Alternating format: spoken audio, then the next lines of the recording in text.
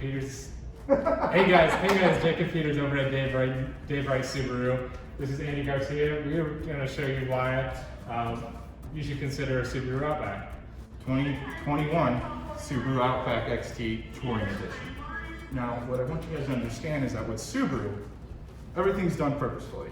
Whether it's the engine, the placement of the headlights, the side mirrors, they do it for a reason, right? And so, I mean, even going back to the mid-90s where the Insurance Institute for Highway Safety started conducting front-end collision testing, where a lot of other manufacturers had to step up their game and really get there to meet the qualifications, Subaru was already there. Now, this all starts with the Subaru Boxer engine. The Boxer engine on the inside here, the easiest way I have to describe it, I mean, if you take both of us, we stand back to back like this.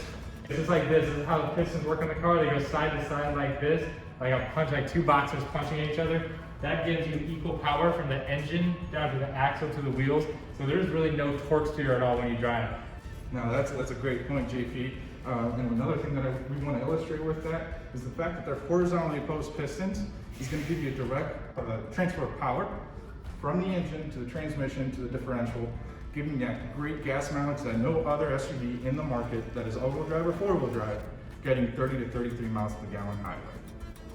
Now a little bit more too on the engine. The way it's designed is designed very well. It's designed with a low center of gravity. It's a lot smaller. It's a pancake shape. It sits a lot lower in the compartment, giving you a lower center of gravity. So when you're driving, it's very easy to control, very easy to move. But that low center of gravity helps out a ton with the design on this car. Working hand in hand with the Subaru symmetrical all-wheel drive. Now with Subaru symmetrical all-wheel, as opposed to any other manufacturer, you're getting, just like it says, fully symmetrical all-wheel drive, equal power distribution in all wheels, as opposed to having primarily front-wheel drive and then when needing it, reducing the power to the rear wheels.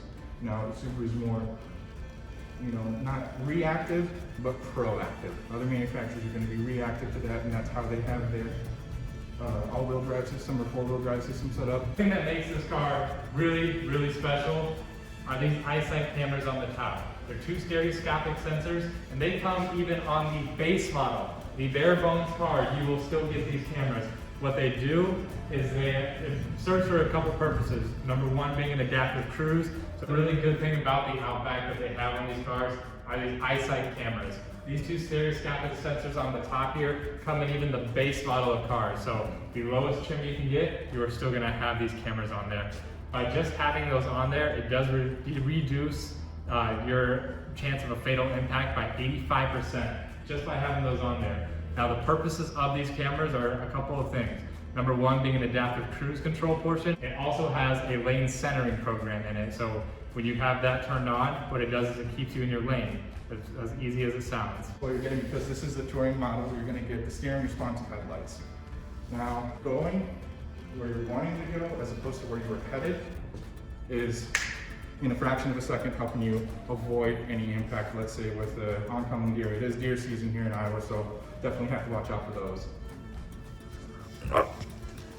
Hey, what are you doing under there? Come on, man.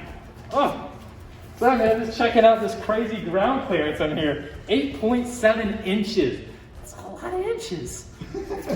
You're absolutely right, JP. Those 8.7 inches give you plenty of ground clearance to go anywhere you want, whether it's a paved road, non-paved road, a lot of snow, mud, whatever you call it, rock climbing. And actually, if you look at this molding right here, it's actually supposed to represent or look a lot like a boot, hiking boot. Isn't that right, JP? Oh my gosh, yes. And not only that, but you're getting the highest ground clearance out of any other vehicle in its class. You're truly getting the best out of the Subaru Outback. Oh, come here. Well, this is right here, guys. This is an engagement pin.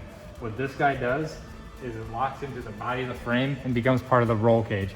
Subaru is the only car out here to have one of these. I guarantee you, look at any other brand out there, they're not gonna have it. That's because Subaru cares. They're very into safety in their car. But what happens here is that engagement pin does is it'll lock into the body of the frame, making it part of the roll cage.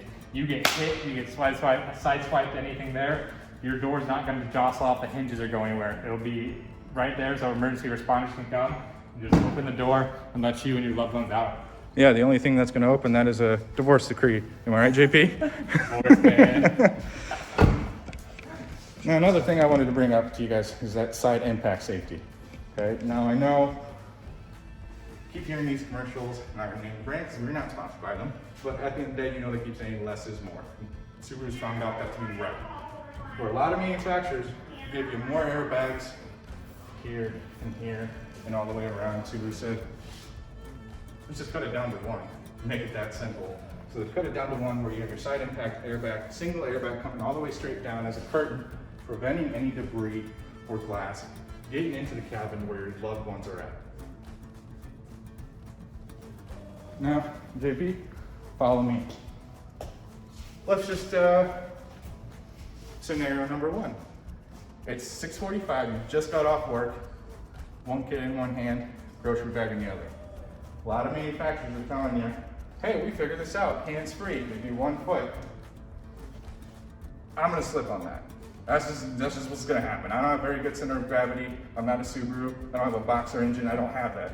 However, Subaru's figured it out once more. All you gotta do is have the keys in your pocket, put it right next to the emblem, and then it opens. And guess what? Baby, happy, groceries in the back, and I still have both my legs. Now, JP wanted to show you guys about the cargo space back here. All right, guys, there's the most cargo space in this class, and this guy is really easy to get everything filled in here. As you can tell, even with the cargo cover on there and the seats up, you've still got a crazy amount of room in here. Now, the easiest way to put them down is there's actually 2 levers on the side here. You just pull them, and boom, they go all the way down just like that. All right, guys, this is the 4th generation multimedia screen that Subaru has put out. What they've changed it is now an 11.6-inch screen on the premium and up models. If you do get the base model, there's 2 different separate screens right here. What they've really done on here, they've made it just super, what is it? Seamlessly integrated. Seamlessly integrated into the dash. So it doesn't look like it's bulking out or really intruding into your space. And what JP's really trying to say, guys, here is that this 11.6-inch display, without having all these other buttons, is just genuinely intuitive. Everything is clearly labeled. You're not having to deal with much. If you want to know about car things, you hit the little car. With vehicle control, your driving assistance, and other features that are included with the vehicle that go hand in hand with either the Subaru EyeSight or just any other features of the vehicle that you can actually have full control over. You're able to start them or stop them just from this page. Now, you guys are probably wondering what this is. JV, can you tell them what this is? So this is actually your driver profiles. So this, if you have multiple drivers in the car, you can add multiple drivers in here. What this will do is when you tap a person, you'll have their name, their phone, their preferences all stored in there. If you want to do that with the next person, you can put their phone in there as well. But it just makes it very easy, like I said, to switch your profile and who's in the car. Makes it very, very easy to do that. One of my other my favorite things on here as well, this comes with standard on all of them as well, is the Apple CarPlay and Android Auto. So these don't get talked about 100% of the time, and they should. But these things honestly are my favorite thing in the car. What they do is, you plug your phone in, your phone screen actually displays on this screen up here.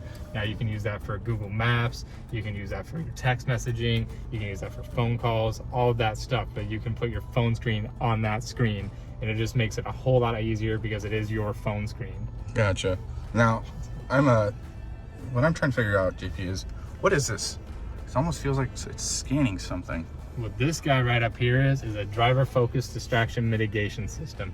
What that does is 2 things. The first thing it does is whenever I get in the car, after I register it, it'll scan my face, it'll adjust my seat position and my outside mirror positions as well.